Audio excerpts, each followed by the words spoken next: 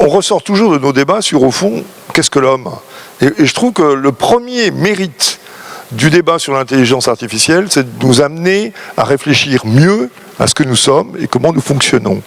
Et en particulier, on parlait de voitures autonomes, mais on se rend compte qu'une des grandes difficultés de la voiture autonome, c'est qu'on ne sait pas comment l'homme conduit.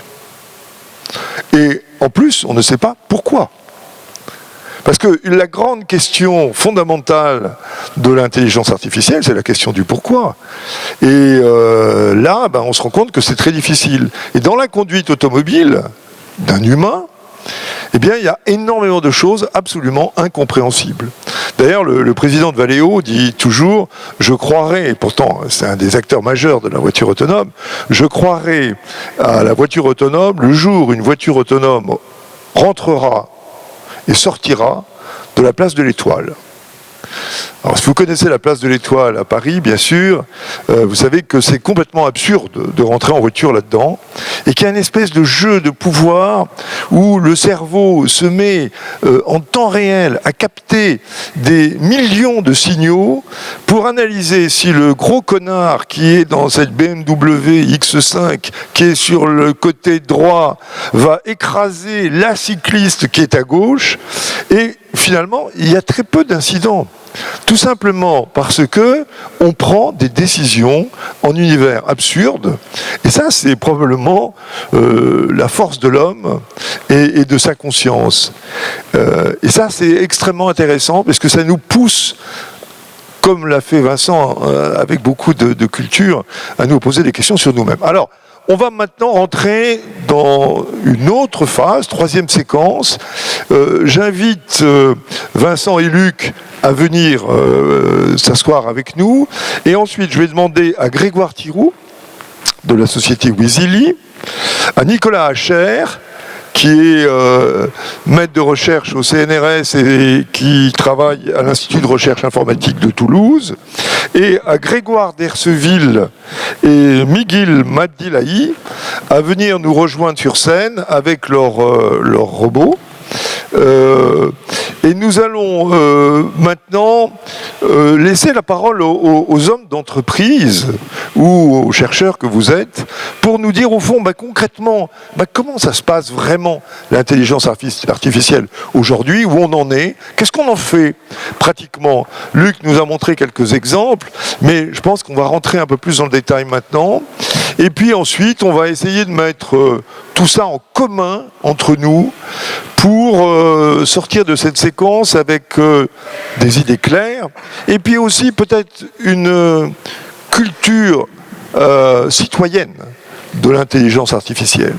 Comment, et c'est une question fondamentale, on peut rendre la vie plus vivable, plus intelligemment vivable dans nos communautés, dans nos sociétés, avec les outils dont on a vu la description. Très bien, alors, moi j'ai pas de place, mais bon, c'est pas grave, non, moi je vais chercher. Non, attends, je vais chercher un fauteuil, bouge pas. Grégoire Thiroux. Est-ce que vous pouvez nous dire ce que fait Wheezily? On a hier soir, dans la vraie vie réelle, parce que rassurez-vous, on a beaucoup travaillé par Internet et par call, mais on est quand même allé se faire une bonne bouffe au restaurant hier soir à Toulouse. C'est quand même le meilleur moyen de créer de la relation et de l'empathie. Et Grégoire, j'aimerais que tu nous redises ce que tu as dit hier sur la problématique de la vraie vie de tout le monde, et notamment de parents de jeunes enfants. Voilà, merci pour l'introduction. Donc effectivement, en fait, avec Wheezily, ce qu'on a voulu faire, c'est mettre la technologie, et donc en l'occurrence l'intelligence artificielle, au service des parents et du père que j'étais au moment où j'ai lancé le projet, parce que à mon époque, à cette époque où j'ai lancé le projet, je travaillais beaucoup, mon épouse aussi, on avait 2 enfants formidables qui font beaucoup d'activités, et on avait un rapport au temps qui était vraiment très compliqué. Et en fait, malgré toutes les solutions qui pouvaient exister, on n'avait pas une solution simple qui nous permettait d'optimiser notre rapport au temps, notre quotidien, notre organisation au quotidien. Donc c'est pour ça qu'en fait on a développé Wheezily. Alors comment ça se matérialise Wheezily? C'est un objet connecté à la maison, un assistant vocal avec lequel en fait on va converser. une IA qui va récupérer toutes les informations qu'on aura bien voulu lui donner, et une application mobile qui va synthétiser toutes ces informations sous forme de tableau de bord unique. Alors, quel service exactement ? En fait, un petit peu tous les petits problèmes qui jalonnent un petit peu notre quotidien finalement, c'est-à-dire qu'est-ce qu'il faut racheter, les informations que je dois faire passer aux uns et aux autres, les activités des uns et des autres, que ce soit sur le plan professionnel, personnel, les activités des enfants, voilà. Donc ça, c'est vraiment ce qu'on veut vraiment faire en fait dans la première version de notre produit. Et donc en fait, Weazyly, ça va être finalement un domestique virtuel bienveillant. On va lui communiquer toutes ces informations-là. Lui, il va les collecter, les centraliser et les restituer de manière très graphique, très visuelle sur une application. Si bien que moi, je suis le papa ou mon épouse, elle a 1 minute pour elle. Elle regarde sur l'application mobile et elle sait exactement tout ce qui se passe. Et elle peut rentrer chez elle, je peux rentrer chez moi de manière complètement sereine. Voilà. Donc, bien sûr, dans l'actualité, on a les assistants vocaux des GAFA. Ces assistants vocaux, finalement, toutes les enquêtes le démontrent, réalisent des actions très basiques, lancer de la musique, allumer des lumières. Nous, en fait, ce qu'on essaie de faire, c'est se concentrer vraiment sur cette résolution de la problématique d'organisation du quotidien, d'aller à fond dedans. Donc ça, c'est le premier élément. Et deuxième élément, c'est que tous les parents qu'on a interrogés, les outils des GAFA dans la main de les enfants, ça leur pose quand même quelques petits problèmes. Donc nous, on développe un modèle économique qui va être vraiment respectueux de la vie privée, parce que on est des entrepreneurs, mais avant tout, on est aussi des parents. Voilà, donc ce sont nos 2 grands axes de différenciation, on va dire. Et donc vraiment développer en fait finalement une technologie qui soit utile, qui soit pas gadget. Un assistant vocal, si ça peut raconter des blagues, c'est bien.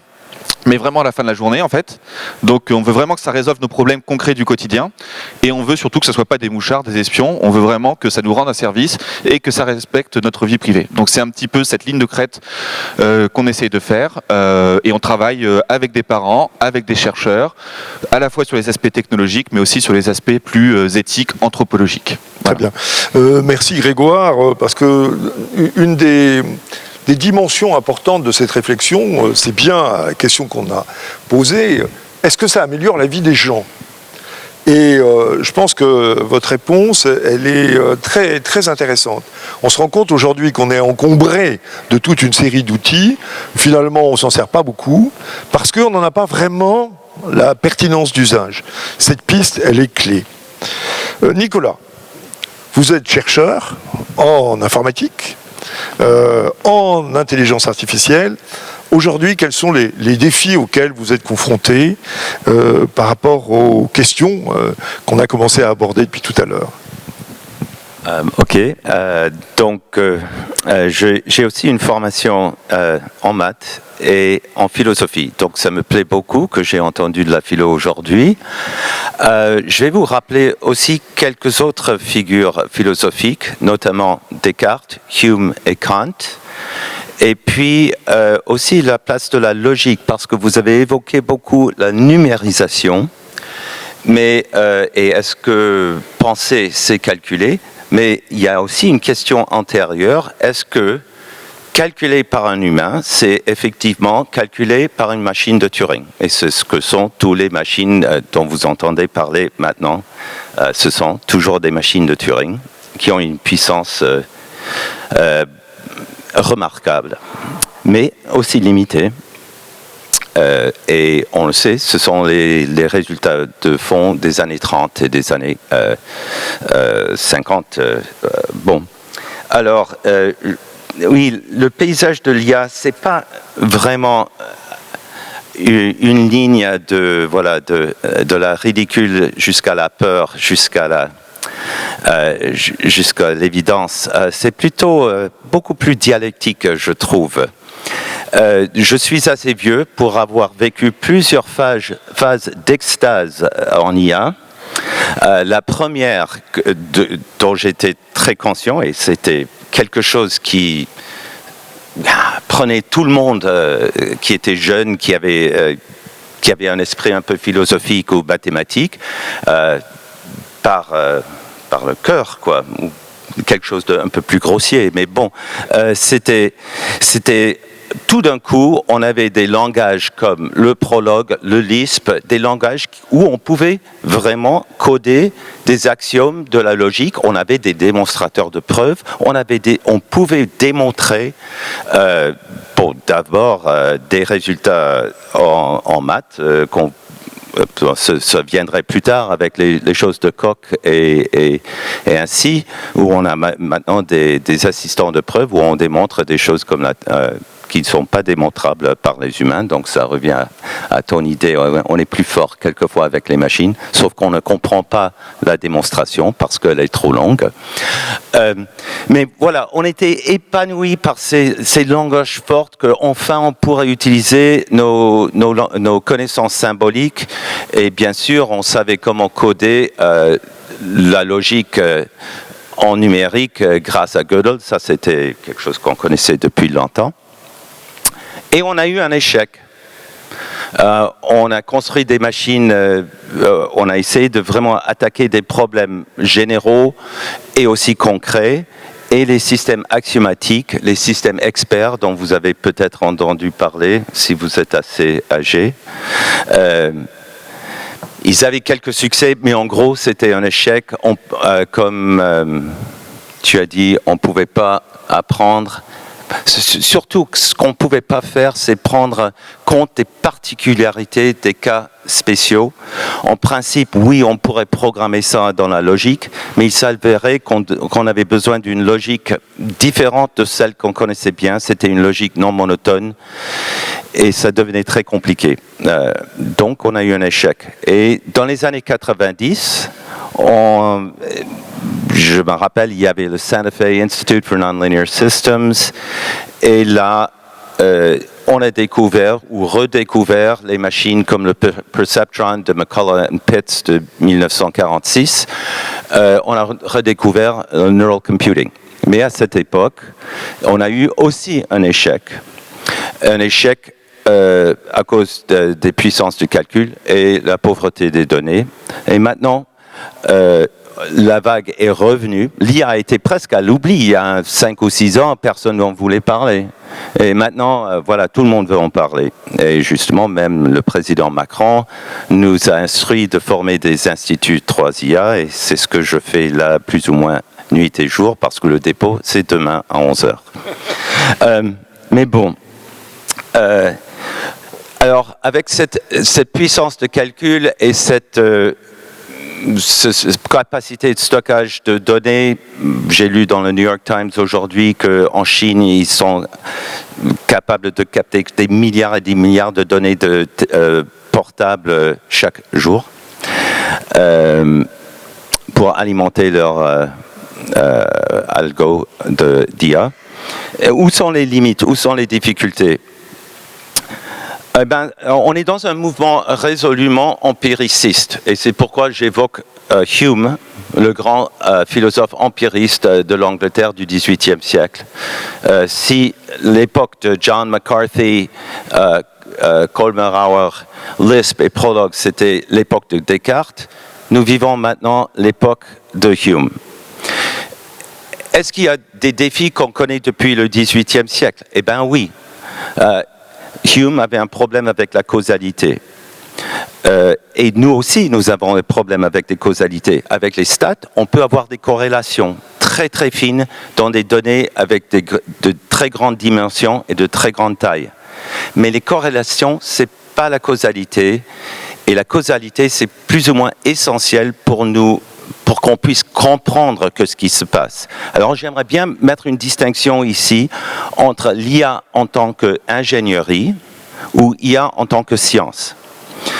Alors si on veut des modèles qui sont compréhensibles et qui rentrent dans le schéma de notre esprit scientifique, il faut avoir des liens causaux. Et ça c'est dur à trouver à travers seulement les corrélations statistiques. Et Hume le savait déjà.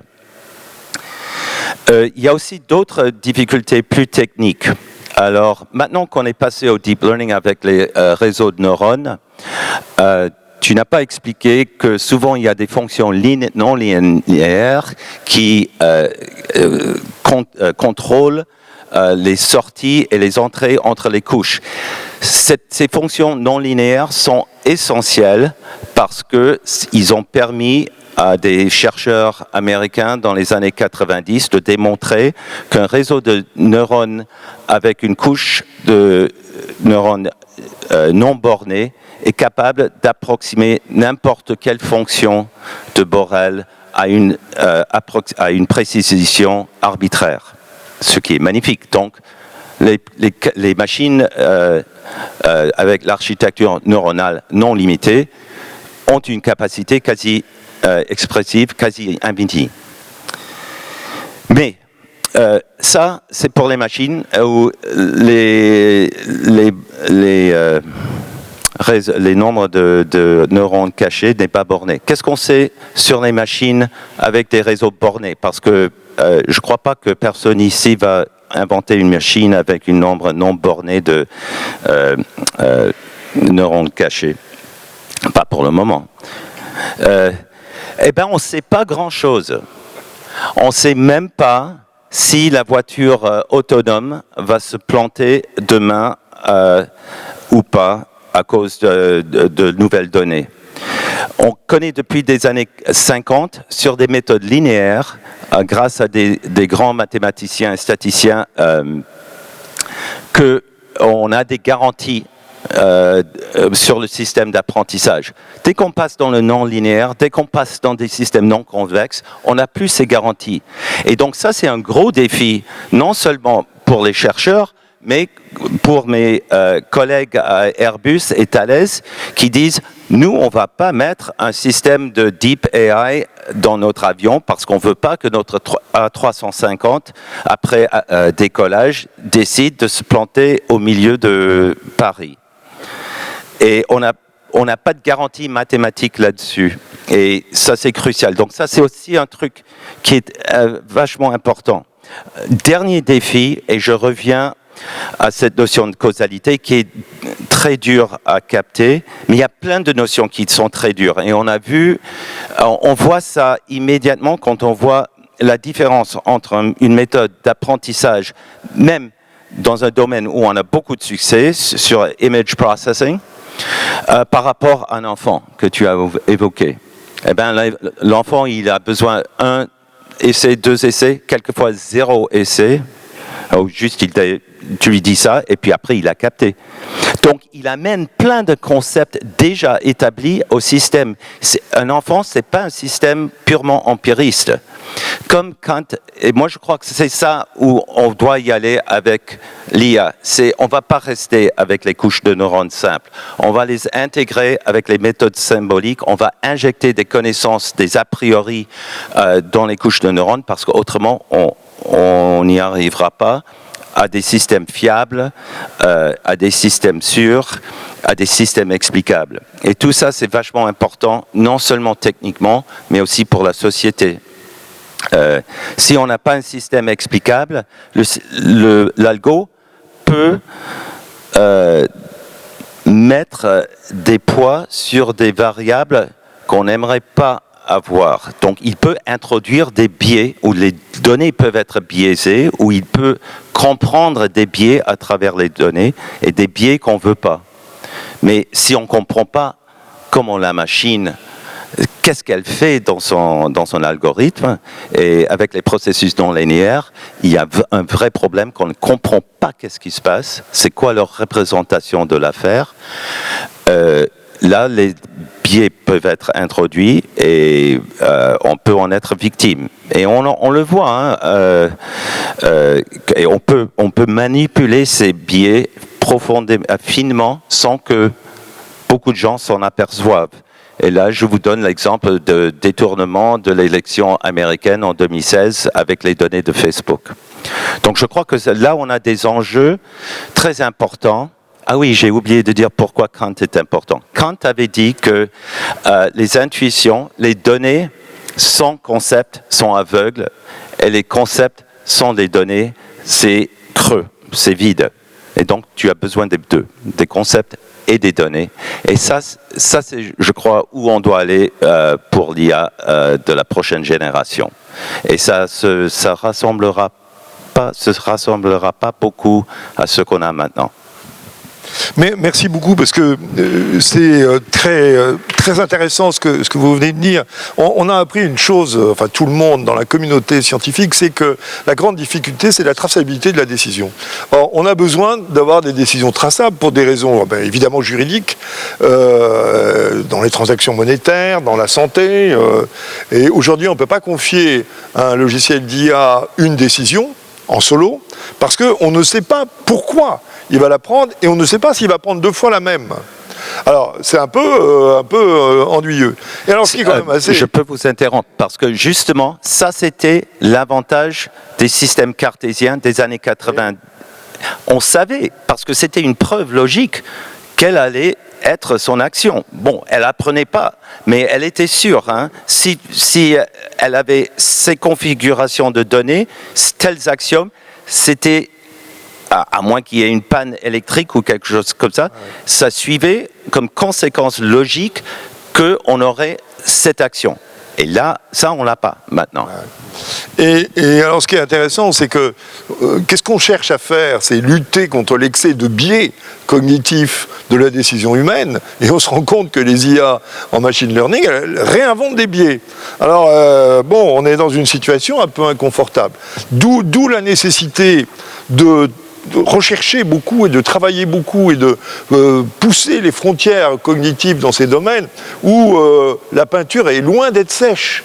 Hein, vous l'avez compris. Et en plus, l'exemple que j'aime beaucoup, c'est la compréhension du chat. Vous imaginez, il faut des millions, des centaines d'heures de calcul avec des algorithmes puissants, des serveurs extraordinaires pour essayer de trouver un chat sur Internet. Vous demandez à votre gamin de 2 ans, non seulement il sait ce qu'est un chat, mais il connaît tous les chats. Et en plus, il sait qu'il faut vachement s'en méfier, parce qu'un chat, ça peut griffer. Alors qu'une intelligence artificielle, elle est totalement conne. C'est ce qu'il faut retenir comme truc. Hein, c'est qu'aujourd'hui, il n'y a pas d'intelligence dans ces outils-là. Alors, parlons un peu de robots. Grégoire et Miguel, vous nous avez amené votre copain, votre copine. On ne sait pas trop. Alors, c'est une robote. C'est une robote. Bonjour à tous. D'accord. Ouais. Bonjour à tous. Parlez-nous de vos réflexions, parce que l'intelligence artificielle programme, bien cachée, ça ne fait pas rêver, mais la robotique fait rêver et inquiète. Alors pourquoi cet anthropomorphisme ? Tout d'abord, je suis Grégoire Dercelil, je suis directeur commercial et marketing, donc j'aurai une approche un peu plus justement marketing, marché, produit. Oui. Miguel qui est à côté de moi, lui est directeur technique R&D, donc il pourra avoir une vision plus justement scientifique, on va dire. Pourquoi cet anthropomorphisme ? Déjà, je pense que pour nous, c'est la création de Sidori il y a 6 ans, c'était un rêve de créer des robots, la passion, la science-fiction, etc. Il n'y avait pas forcément de quelque chose de rationnel derrière. Le rêve d'avoir des robots qui nous assistent dans notre vie quotidienne pour les tâches répétitives, qui assistent nos aînés, des personnes handicapées, des personnes en perte de mobilité, en perte d'autonomie. Et au-delà de tout ça, juste avoir un robot compagnon avec lequel on pourrait philosopher, discuter de tous les sujets, regarder les étoiles, qui puisse nous expliquer quelles sont les constellations, qu'est-ce qui va se passer peut-être, voilà, qu'on parle du futur ensemble. Et ce qui me paraît intéressant, c'est que justement, on parle d'intelligence artificielle, on disait qu'elle est conne, parce qu'elle n'a pas de capteur, elle ne perçoit pas. Et le robot, c'est peut-être ça aussi qui fait une différence, c'est que c'est une plateforme, c'est une interface, comme une voiture autonome, comme un avion. C'est effectivement un robot qui va avoir des caméras, qui va avoir des micros, des haut-parleurs, qui va avoir toute une autonomie, toute une gestuelle aussi. Après, par rapport à des Alexa ou à des Google Home, c'est des robots qui peut-être que dans quelques années, ils vont comprendre qu'à partir du moment où on est parti au travail, il peut ramasser les chaussettes qui traînent par terre, il peut fermer les volets, il peut baisser le chauffage, avoir plein de rôles en fait, et une action aussi physique à côté de nous. Donc nous, on fabrique des robots de service qui sont aujourd'hui capables d'interagir de façon naturelle avec nous, ou on essaye en tout cas de le faire. C'est-à-dire que c'est pas un robot qui a une tablette. On récupère effectivement cet anthropomorphisme dans le sens où ça correspond à une acceptation, ça correspond à un attachement. Comme on peut s'attacher à une voiture, on s'attache à ces machines, comme disait Luc, lorsqu'on fait quelques expérimentations, au début les gens ont peur, et à la fin quand le robot repart, ils sont attachés au robot. Et c'est pas forcément quelque chose de rationnel non plus pour le coup. Mais voilà, c'est un outil qui est utile et qui, de par son comportement, peut nous renvoyer des choses. Tout simplement, quand nous on va sur le terrain, c'est un robot qui n'a pas d'intelligence artificielle à l'intérieur, mais on a appris à anticiper ce que veulent les gens. Les gens, ils approchent du robot, ils veulent lui serrer la main. Je ne sais pas pourquoi, c'est comme ça.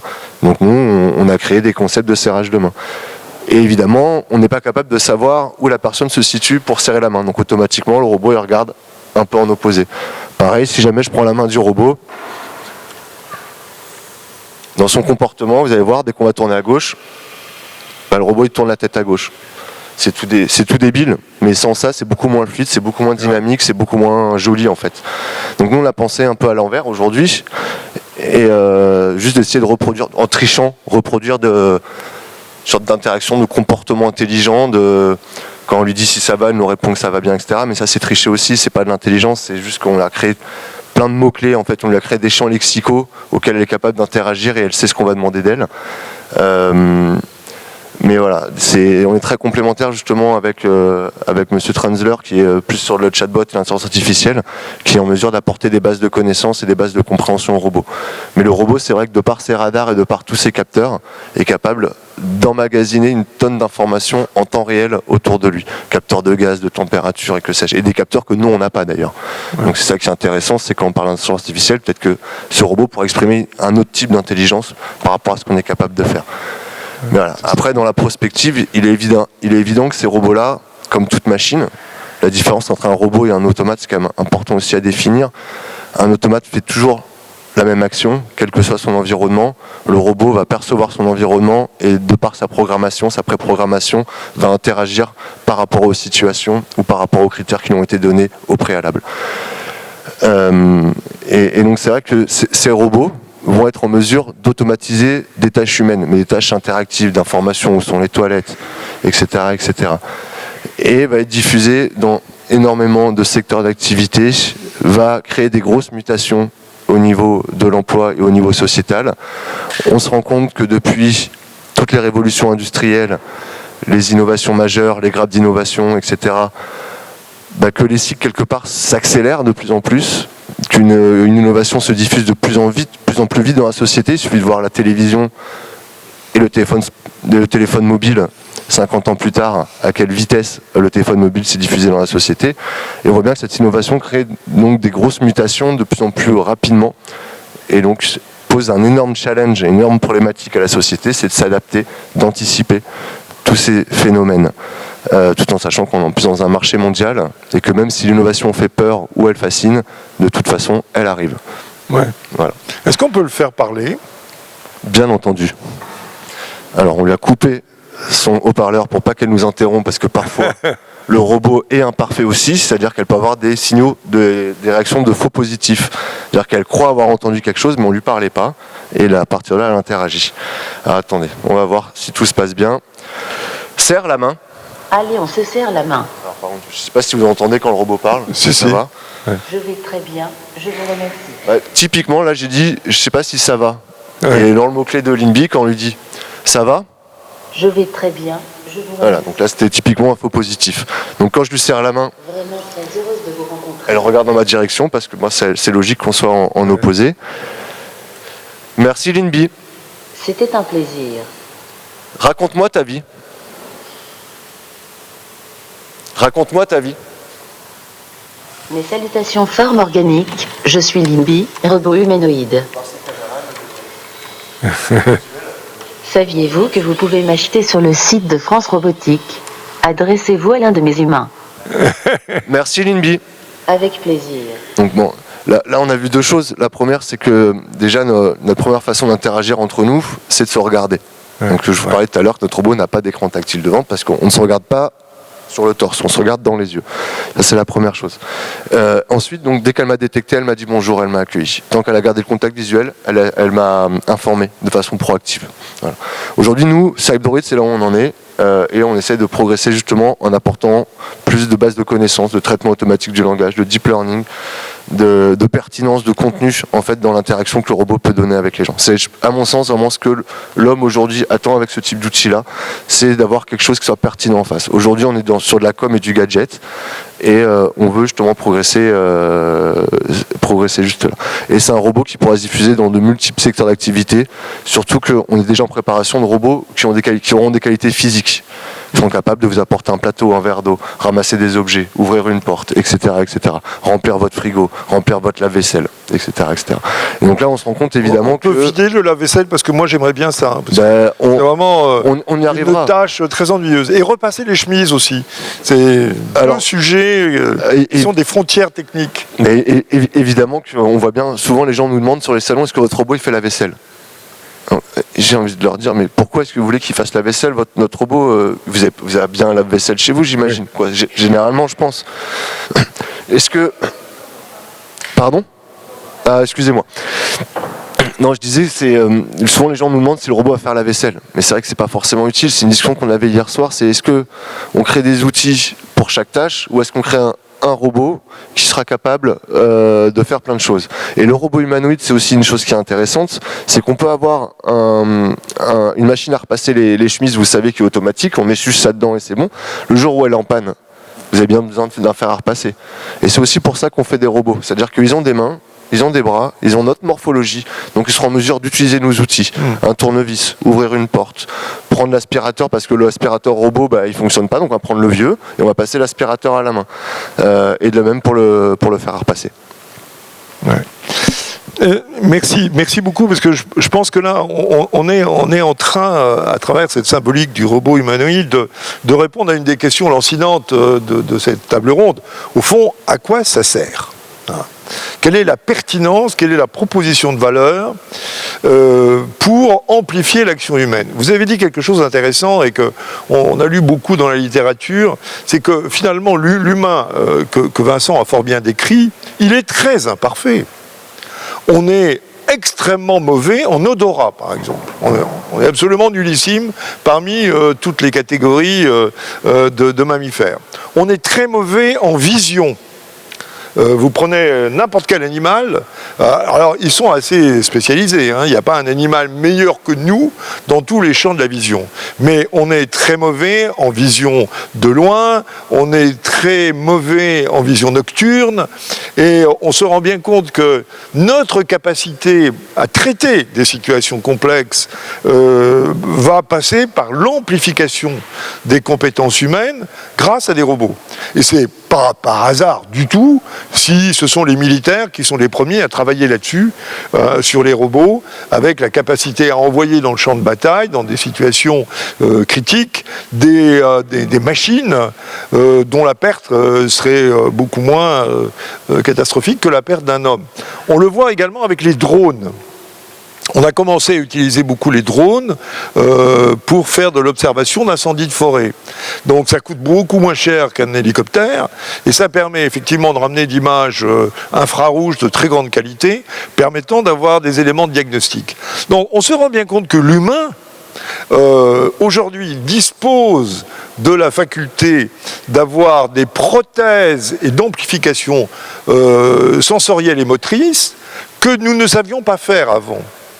Et il est évident qu'on va exploiter tout ça parce qu'on en ressent le besoin. Alors, Vincent, la question que je pose, est-ce que c'est grave d'être un humain amplifié avec des outils et des machines ? Vous avez 4 heures, là, c'est ça? Est-ce que je perds mon âme? Alors, je ne sais pas si c'est grave de vouloir y voir mieux, puisqu'en effet, on peut augmenter d'une certaine manière l'humain. On peut augmenter ses capacités. On a déjà depuis longtemps un certain nombre de prothèses, un certain nombre de choses qui font que, évidemment, si j'y vois pas bien, si je veux y voir mieux, c'est quand même la moindre des choses. Maintenant, quel est le sens si, par exemple, je me disais, tiens, vous parlez des animaux à l'instant, moi j'aime beaucoup mon chat, Et quand je regarde mon chat, je me dis qu'effectivement, il a un certain nombre de capacités que je n'ai pas. Et pourquoi n'y verrais-je pas mieux dans l'obscurité ou la pénombre plutôt pour les chats?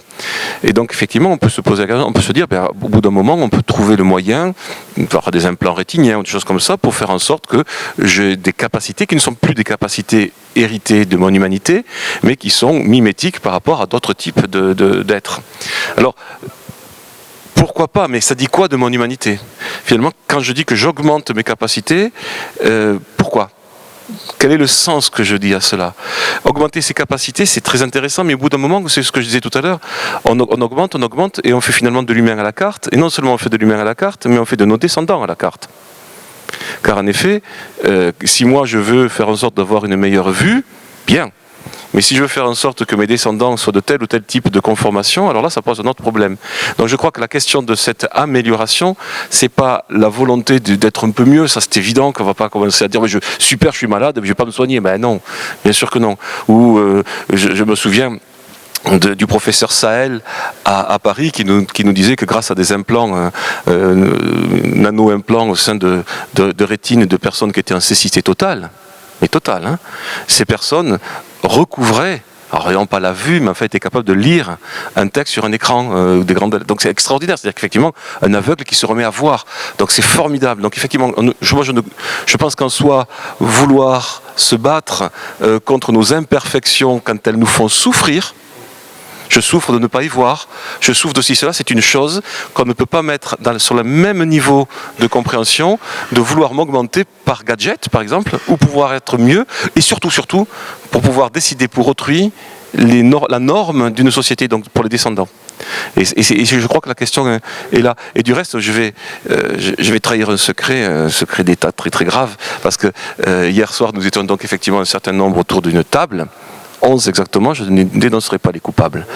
Et ces 11 personnages, je les ai beaucoup écoutés parler hier soir, j'ai remarqué que tous, sans exception, dans leurs travaux, dans leur façon d'expliquer leur métier, leurs produits, tous ont cherché à questionner le sens de ce qu'ils font. C'était extrêmement intéressant. Tous. Alors, on avait des personnes qui disaient tiens, ça je le fais, mais quel est le sens? Et je crois que c'est ça qui est important actuellement vis-à-vis de l'intelligence artificielle. Ce n'est pas la critiquer ou l'encenser, c'est plutôt de l'accompagner en se posant la question du sens. Et ça, effectivement, en France, on n'est pas si mauvais, en France, je crois, sur cette question-là. On n'est pas si mauvais sur cet accompagnement. Alors, ça peut nous faire perdre du temps, vont nous dire certains. Vous passez trop de temps à réfléchir sur le sens, sur des choses comme ça. Mais ça nous donne de la qualité. Énormément de qualité humaine, de dire si je fais quelque chose, oui, mais pourquoi? Quelles en sont les conséquences? Quelles en seraient les difficultés possibles? Et ça, je trouve ça extrêmement intéressant. Et c'est là où je trouve qu'effectivement, cette question justement de l'augmentation, si on la met en perspective avec le sens qui est donné et en différenciant l'augmentation de soi de l'augmentation des autres, je pense que là, oui, il y a un problème, une vraie question de société. Oui, je voulais répondre sur la question de la robotique, mais plutôt d'un point théorique là. Et alors, je crois que la robotique, donc je parlais avec Jean-Paul Lomont, qui, vous connaissez peut-être, est un grand doyen de la robotique ici au LAS, à Toulouse. Et nous avons la plateforme la plus conséquente d'Europe en robotique au LAS.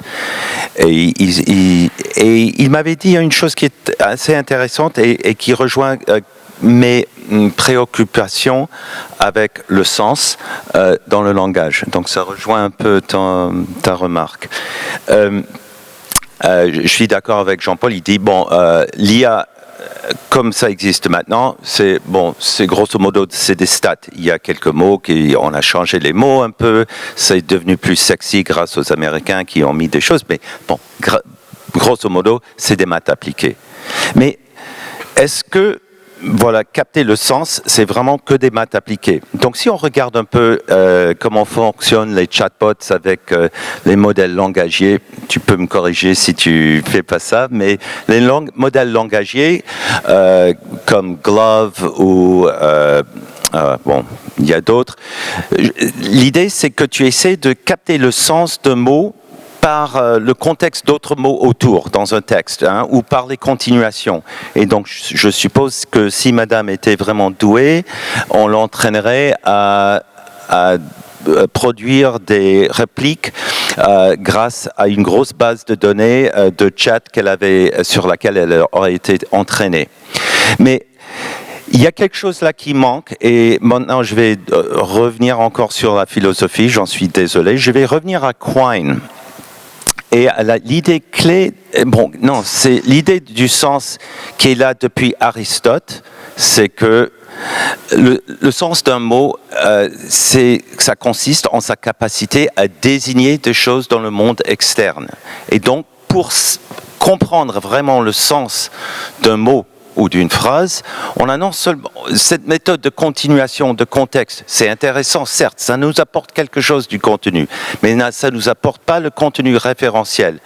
Et pour ça, la robotique, les robots nous offrent un outil au moins de pensée et d'étude où on peut croire que le robot, parce que lui, il a besoin, ou elle a besoin d'une conception de son monde. Elle a besoin de dire qu'il y a des objets là, ça c'est programmé par des contraintes, je suppose, que vous avez mis dedans. Elle a besoin d'une connaissance du monde physique. Et quand tu lui dis, ça c'est un chat, bon, là, elle va dire, ok, c'est non seulement une vision, mais peut-être elle peut la prendre avec ses pinceaux, elle peut se faire griffer. Voilà, donc elle a quelque chose qu'on appelle embodied cognition, au moins in utero. C'est pas vraiment là, mais c'est quelque chose de fondamentalement différent que cette idée de sens associationniste qui vient avec les modèles langagiers qu'on utilise à présent dans le machine learning. Non, c'est effectivement tout à fait intéressant cette relation au réel. La difficulté que nous avons, nous êtres humains, c'est que on fonctionne dans un univers 3D que l'on a appris depuis fort longtemps, mais dans notre propre apprentissage individuel, à comprendre. C'est-à-dire qu'on sait distinguer plein de choses, le chaud, le froid, le loin, le proche, etc. Et coder tout ça, c'est extrêmement difficile. Et cette compréhension en 3D, c'est vraiment la force de l'homme. Les animaux ont ça aussi, ils comprennent, mais on n'a pas analysé comment ils fonctionnent. Mais aujourd'hui, on est très bon par analogie, on est très bon par intuition, et on est capable de prendre des décisions finalement d'assez bonne qualité. Je pense toujours à la conduite automobile, parce que je m'intéresse beaucoup à la voiture autonome. On prend des décisions de bonne qualité. Regardez en France, où il n'y a que 3500 morts par an, on est meilleur qu'en Inde, où il y en a beaucoup plus par kilomètre parcouru.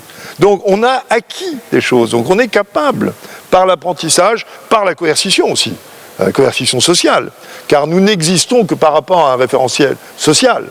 On accepte de rouler tous à droite. Hein, pas au milieu de la rue. Voilà, et on a appris que... Mais une intelligence artificielle, pour elle, ça n'a pas de sens. Donc vous imaginez que les voitures autonomes, il va falloir qu'on leur inculque le code de la route. Mais il est évident qu'aucun conducteur humain ne respecte 100% du code de la route.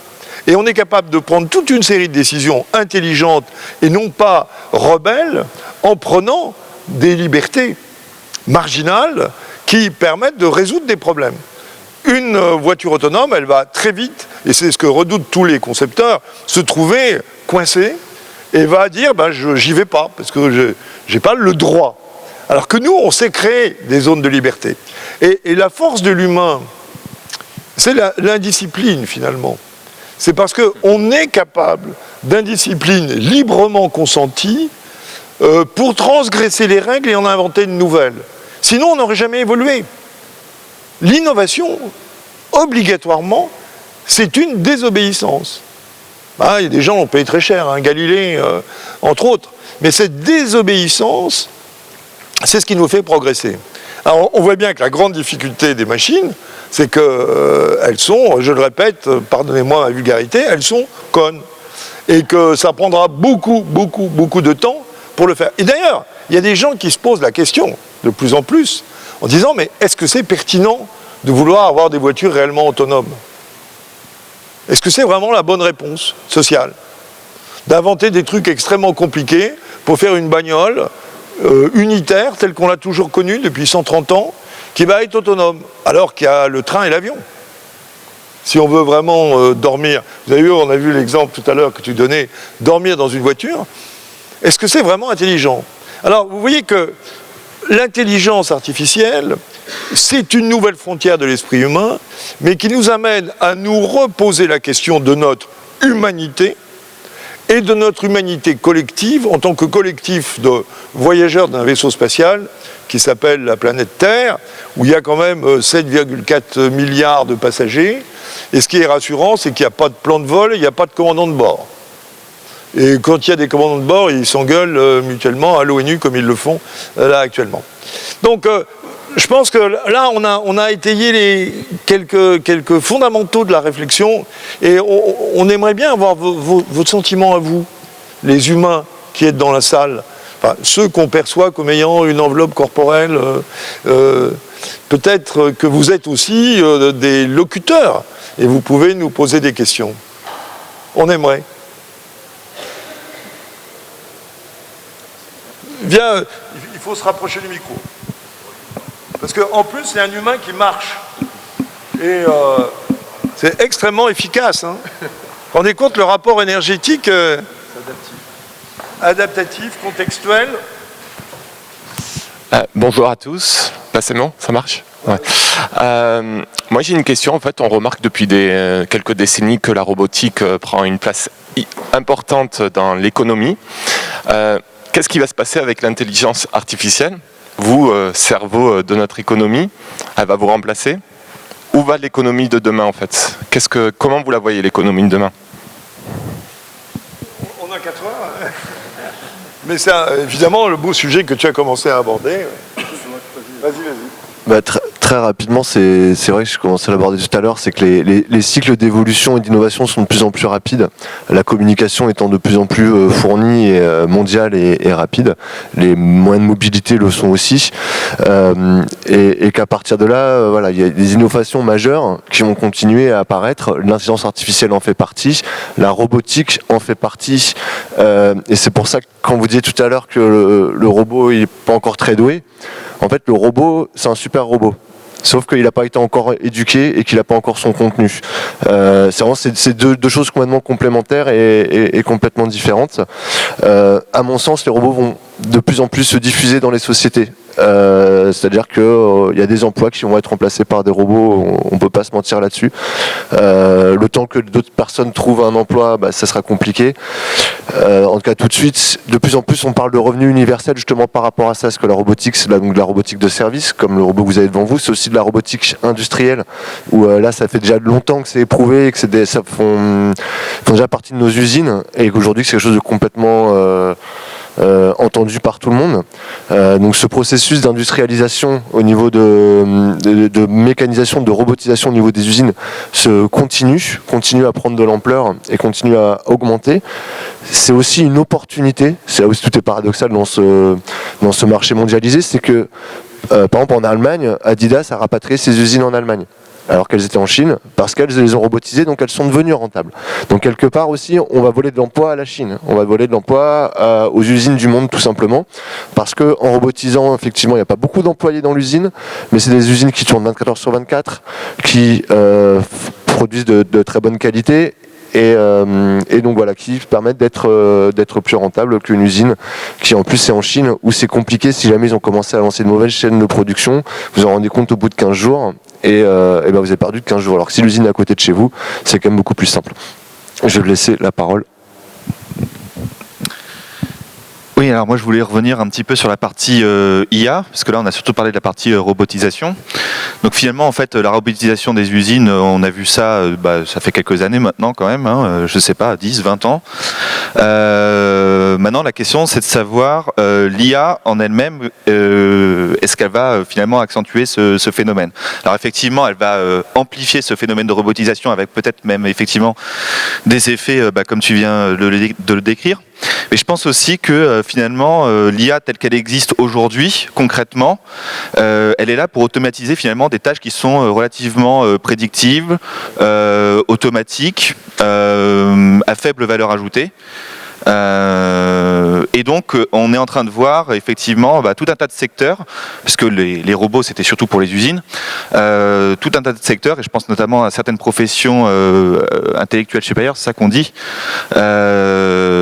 qui pourraient voir leur métier être en partie, je dis bien en partie, sur les tâches les plus répétitives, les plus automatiques, les plus répétitives, pourraient être donc remplacées par certains algos. Et donc là en fait pour moi il y a alors ça crée de l'angoisse et il y a effectivement un challenge, c'est-à-dire qu'on va demander de plus en plus, même à des professions intellectuelles supérieures, de se concentrer exclusivement sur des tâches à très haute valeur ajoutée. Voilà, alors pêle-mêle je pense, hein, mais sans y connaître spécialement quelque chose, mais certains métiers dans la finance, très certainement, dans la justice éventuellement, des choses comme ça, quoi. Luc ? Oui, je parlais tout à l'heure de créativité, d'adaptabilité, donc des sujets aujourd'hui on sait que l'IA ne peut pas automatiser, mais qui du coup sont pour nous des tâches beaucoup plus valorisantes. Alors je parlais aussi tout à l'heure du docteur Laurent Alexandre qui dit souvent que les radiologues malheureusement bientôt ils vont plus avoir de travail parce que l'IA est capable de mieux lire et interpréter les radios. Mais en réalité un radiologue ça n'est pas juste que lire une radio, ça prend aussi derrière une décision dans son contexte général et une décision finale avec sa responsabilité, ce qui n'est pas rien par rapport aux patients. Donc peut-être oui, demain l'IA va faire cette tâche de routine d'interpréter donc une radio, mais bon là ça ne veut pas dire que derrière le radiologue il va plus avoir de travail, il va juste lui avoir plus de temps du coup pour peut-être mieux prendre sa décision, la partager aussi avec le patient, répondre à ses questions, répondre à ses craintes. Aujourd'hui, en fait, non, on ne discute pas, on a une enveloppe blanche qu'on récupère avec la carte vitale à l'accueil. Donc on peut voir, voilà, peut-être plus de contact humain, tu parlais d'émotion, voilà, d'essayer de développer plus ces compétences humaines et nos relations.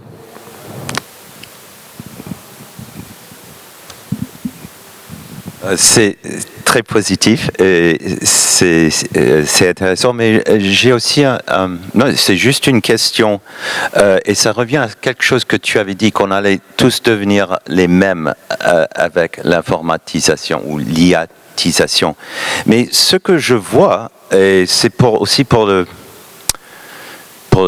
travail, c'est qu'on devient de plus en plus inégal et ceux qui peuvent s'emparer des techniques d'IA peuvent exercer beaucoup de contrôle, peuvent acquérir beaucoup de richesses et il y en a beaucoup qui seront perdants et on voit donc c'est une question. Est-ce que vous pensez que cet apport de l'IA, cet apport de la numérisation déjà depuis des années, est-ce que c'est pas au moins en partie responsable pour l'accélération des inégalités et ça mène à un futur un peu différent, quoi, où il y a beaucoup de gens qui n'ont pas grand-chose, il y a quelques-uns qui sont très très favorisés avec un emploi qui peuvent faire de l'épanouissement et les autres moins. Et pour moi, ça c'est une grosse crainte parce que si c'est comme ça, ça va pas durer. Hein. On va avoir la guerre contre la machine. Voilà. Non. Oui, alors effectivement, je rebondis là-dessus, car en effet, quand Bernanos en parle à l'époque, il parle de massification, il parle de la masse. Et effectivement, quand il parle de ça, évidemment, dès l'époque, on sent bien qu'il y a d'un côté une masse et de l'autre côté ceux qui en profitent. Et c'est un petit peu ce que tu viens de dire. Et effectivement, là-dessus, on peut se poser un certain nombre de questions, car si l'intelligence artificielle permet, par exemple, de dégager du temps, encore faut-il savoir ce qu'on va en faire de ce temps. Encore faut-il savoir la qualité de ce temps, etc. Et effectivement, il y a toute une éducation. C'est ainsi que l'IA, me semble-t-il, c'est ni bon ni mauvais Je veux dire, c'est une technique humaine, il y a des chercheurs qui travaillent là-dessus, qui sont très compétents, qui mettent au point des process extrêmement intéressants, donc il n'y a pas à dire tout être humain, toute science, tout être humain a ce désir naturel de connaître, de savoir, d'aller plus loin, de réfléchir, etc. Donc l'IA en fait partie. Mais comme ça va très très vite, ça suppose qu'il y ait une pédagogie derrière, de façon à ne pas se laisser soi-même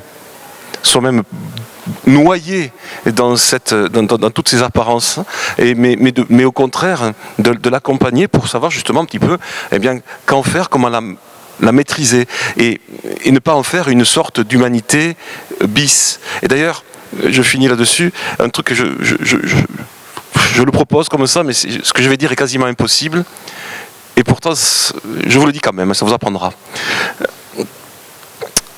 Il a été dit que l'intelligence artificielle est conne.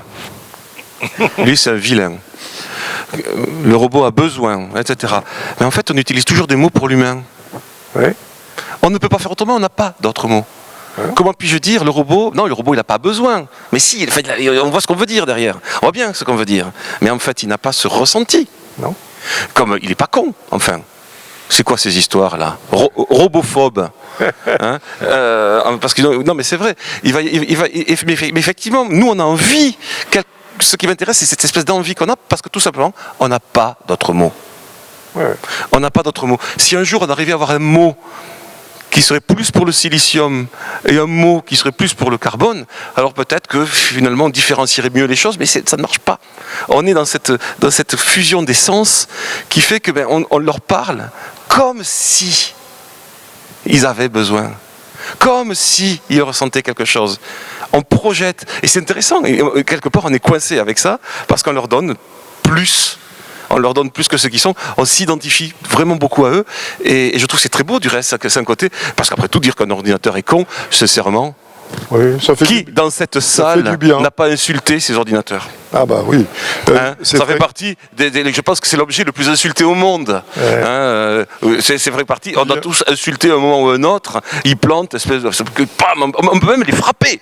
Ouais. Il arrive quand on est particulièrement violent de leur foutre une baffe. Et c'est marrant parce que justement, on crée vis-à-vis d'eux quelque chose que l'on projette comme s'ils pensaient, comme s'ils avaient besoin, comme si. Et c'est là, je crois, le grand intérêt. Il est aussi sémantique. Alors peut-être qu'un jour, on trouvera des mots pour nuancer les choses, et peut-être qu'à ce moment-là, je dis bien peut-être. Oui, non, mais je pense que une question. On va bientôt s'acheminer vers la fin de cette session. Alors je vous propose que ce soit la dernière. Viens. Voilà. Oui, bonjour. Je suis un homo informaticus. De la commission des décideurs informatiques, et j'avais juste une question à vous poser. Quel est l'impact de l'IA sur les DSI dans les entreprises? Et vous avez 3 minutes. Oui. Alors, il n'y a plus le délégué général du SIGREF qui était tout à l'heure dans notre salle, Henri Desgrains, et vous savez que j'ai été président du SIGREF pendant longtemps, donc j'ai porté la promotion de cette communauté pendant longtemps. Moi, je pense que l'informatique... On a beaucoup parlé d'informatique, tu parlais d'informatique, de numérique, etc. Mais tout ça, c'est de l'informatique.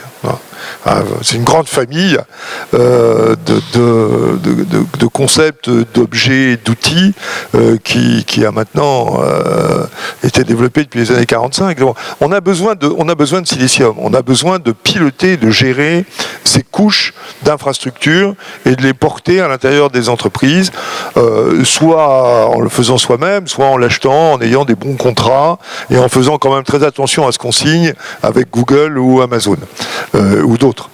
Donc on a besoin de quelqu'un qui incarne ça. Mais plus encore, on a besoin à l'intérieur des entreprises d'un traducteur sémantique entre le monde de la technique de numérisation et la réalité de l'entreprise. Ce qu'on a essayé de faire ce matin, c'est de décoder en parlant un langage compréhensible par tout le monde, des concepts et des thématiques qui sont parfaitement ésotériques pour le commun des mortels. Et là-dedans, notamment pour les dirigeants d'entreprise. Qu'est-ce que c'est un dirigeant d'entreprise?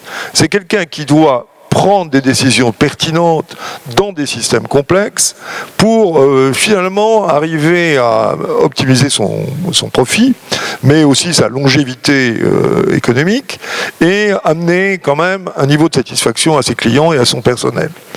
Il est clair que le DSI auprès de lui, ça va être l'intégrateur de l'ensemble des données, des traitements et des interfaces dont l'entreprise a besoin de se doter pour gérer cette complexité systémique et avoir, avec les clients, avec le fournisseur, avec l'environnement, des interfaces qui fonctionnent bien. Aujourd'hui, c'est le directeur des systèmes d'information qui a cette responsabilité-là. Pour ma part, je suis intimement convaincu que, quelle que soit la terminologie dont on l'affublera dans le futur, ce chaînon de cohérence restera nécessaire. Moi, je ne crois pas qu'on va massivement supprimer des emplois tertiaires. Pour une raison simple, c'est qu'un emploi tertiaire, c'est un emploi qui monte de plus en plus haut dans la pyramide de Maslow. Et au sommet de la pyramide de Maslow, il y a la recherche du sens, il y a la réponse au pourquoi, il y a l'accomplissement de soi, il y a l'auto-estime. Et tous ces gens-là sont utiles pour fabriquer ça. Ce qu'on déplore aujourd'hui, et ce qu'on constate, c'est que depuis la révolution industrielle, on a utilisé l'homme pour ses capacités mécaniques et non pas pour ses capacités cognitives. Donc on a fabriqué des individus. Regardez les temps modernes de Chaplin qui est extraordinairement éloquent comme analyse de la société moderne. On a utilisé l'homme comme étant des objets interchangeables, faisant des tâches répétitives sans valeur ajoutée. C'est exactement la définition d'un robot au sens de robotique industrielle. Donc, que l'on change les hommes par des robots me paraît une excellente chose, parce qu'on va libérer l'intelligence cognitive des hommes. En revanche, sur le plan sociétal et politique, la société moderne s'est construite par une opposition moderne, depuis toujours d'ailleurs, elle n'est pas moderne, par une opposition violente entre les sachants et les ignorants. Cette ligne de clivage, elle passe dans toutes les entreprises. On parlait du radiologue tout à l'heure, c'est un sachant. Le patient, par définition, est un ignorant. Et vous vous rendez compte de la tension insupportable que crée la cristallisation de cette séparation entre les sachants et les ignorants. Aujourd'hui, avec le processus d'informatisation, le développement de l'information et de la connaissance, on a une opportunité extraordinaire d'aller réveiller les 100 milliards de neurones dont nous sommes dotés et que la société nous a empêchés d'utiliser. Parce que, considérant qu'une grande partie d'entre nous étions des ignorants et qu'on n'avait pas le droit à la prise de parole et encore moins à la prise de pouvoir. Et moi, ma réflexion là-dessus, sur la création d'emplois, sur l'évolution de la société, c'est que le réveil de l'intelligence artificielle sonne le début du réveil de l'intelligence naturelle. On va, enfin, si on le veut, reprendre le pouvoir, nous les humains, en développant considérablement nos capacités neuronales internes, personnelles, par l'éducation, la culture, la formation et l'utilisation de tous ces outils, mais aussi et surtout en fabriquant des neurones d'hommes et de femmes intelligents connectés entre eux. C'est la force des réseaux, c'est l'intelligence collective des réseaux. Je pensais, moi, en 95, 96, 97, au tout début de l'Internet, que l'Internet servirait à ça. Il y a eu beaucoup d'utopies, je pensais à ça, je pensais qu'on s'affranchirait des États, qu'on serait beaucoup plus intelligent. Bon, l'Internet des réseaux ne fait aussi qu'amplifier les excès et les absurdités de l'être humain.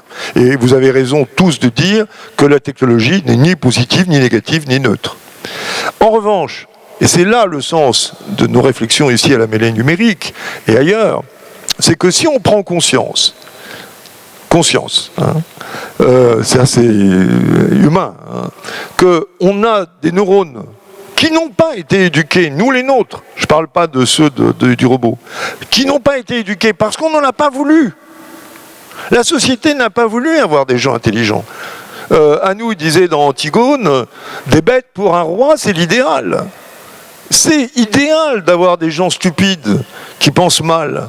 Alors qu'avoir des gens intelligents qui pensent bien, qui réfléchissent et qui échangent, c'est ça le progrès auquel l'intelligence artificielle devrait nous permettre d'accéder peut-être beaucoup plus vite que ce qu'on aurait pu faire par une évolution naturelle. Donc vous voyez bien que le problème, il n'est pas d'aujourd'hui, hein, celui-là. Il n'est pas simplement scientifique et technique. Il est politique. Il est politique et il réside dans cette part d'humanité qui est la nôtre et qui s'appelle la citoyenneté.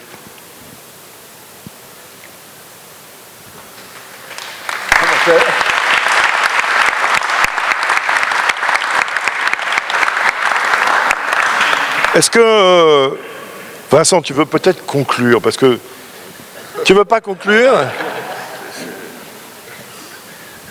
Oui, la conclure, ça c'est absolument impossible. Non, mais effectivement, je souscris complètement à ce qui vient d'être dit. C'est qu'effectivement, la question, on en parlait tout à l'heure, là, même ne serait-ce que pour la Google Car, etc. C'est vrai que l'intelligence artificielle a cette extraordinaire conséquence de nous obliger à penser notre humanité. Mais de ne la penser vraiment, c'est pas de la subir. Hein, c'est ce que vous venez de dire et c'est tout à fait ça. Hein, il s'agit beaucoup d'entre nous, de nos confrères et consoeurs ont subi ce qu'ils sont. Maintenant, il faut que nous devenions ce que nous sommes et de devenir dans notre plus grande liberté possible. Et cette plus grande liberté possible, c'est discerner ce que nous sommes parce qu'on en a désormais le temps. Hein, et il faut en avoir le temps et c'est vrai que certainement sur ce plan-là, l'intelligence artificielle peut nous donner à la fois du temps et à la fois une appétence pour construire cette pensée de nous-mêmes et sur nous-mêmes, de savoir ce que c'est, comme je disais tout à l'heure, cette notion du pardon, cette notion toutes ces notions humaines qu'on va être obligé de repenser au travers de l'arrivée de l'IA. Et je pense qu'on sera peut-être demain, on ne sera peut-être pas des transhumains, mais on sera des vrais humains, on sera encore plus humains, je ne sais pas comment le dire, mais on va continuer à s'humaniser. Et je pense que là-dessus, l'IA pour nous est un formidable challenge, en effet. Merci. Commentaire pour conclure? Très rapidement, hein, je pense que ce serait intéressant aussi de parler quand même des challenges qui nous attendent. Donc j'aime beaucoup l'idée d'utiliser l'IA comme un moyen pour nous libérer de certaines contraintes et nous permettre de devenir des êtres éclairés, etc. Donc ça va favoriser en fait l'acceptation de l'IA en fait dans la société. Et je pense que je voulais en fait ressouligner en fait ce qu'avait dit Nicolas tout à l'heure. C'est un des challenges aussi, c'est il faut pas que ça aggrave la fracture en fait dans la société. Et donc en fait le coût d'accès aussi à cette technologie, c'est un vrai challenge aussi selon moi. Voilà. Ouais. Seulement ça.